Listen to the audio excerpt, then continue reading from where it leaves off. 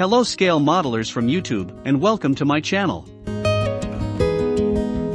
This is my final video for the 2023 small scale group build that started on February 1st and still running until February 28th. The group build is hosted by Bryan at BG's Model Workshop, as well as by Shawn at the Scale Model Car Guy channel. Many thanks to both of you for hosting this great idea. So, my choice was a big rig, this 1981 Kenworth Aerodyne. The kit is from Revell Germany, number 07671, in 1/32 scale. In the last video, I showed the chassis, as well as the interior, both finished, and the cabin body with primer, ready to receive the paint. The cabin body is now painted red, like the box art.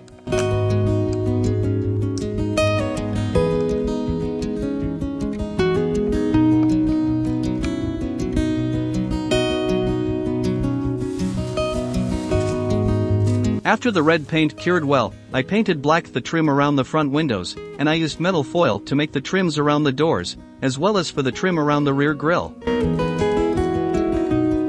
Then I placed the decals, and on the white strips of the decals I cut a slice in the areas where those decals were over the metal foil of the door trims, so that the metal foil can be seen. The front grille, as well as the grille from rear air intake tube, were painted flat black, and dry brushed with silver paint, to give them a more realistic look. I drilled the holes of the exhaust tips, and painted their interior with flat black, and with the soot compound from the Tamiya Weathering Master B, I weathered the exterior, to give them a used look. I added the remaining pieces of the body, and for the panel lines, I used the Tamiya panel line accent color black. Then, I covered the flat black areas with masking tape, and to seal the decals, I gave 2 coats of clear, TS13 from Tamiya. Now, let's see the final result of the build.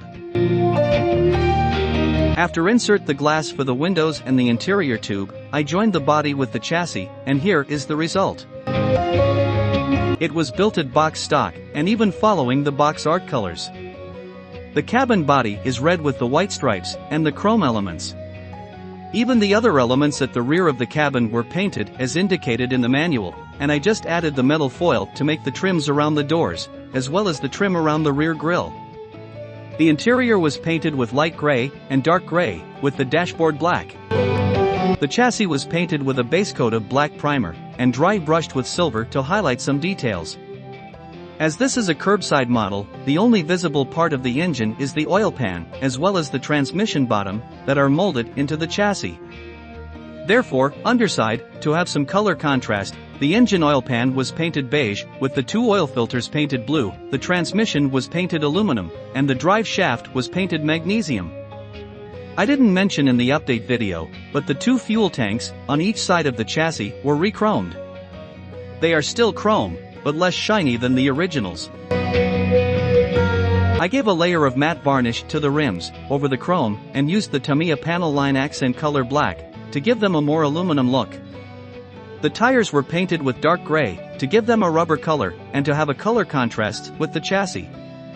To give them a used look, the tire tracks were weathered with the 3 compounds of the Tamiya Weathering Master A, sand, light sand, and mud. This was not a difficult kit to build. I really enjoyed building it, and I'm quite happy how it came out. I hope you also like it, and stay tuned, because I also have some static photos of the kit at the end. This kit will look good displayed together with the 2 other big rigs in 1/32 scale that I have.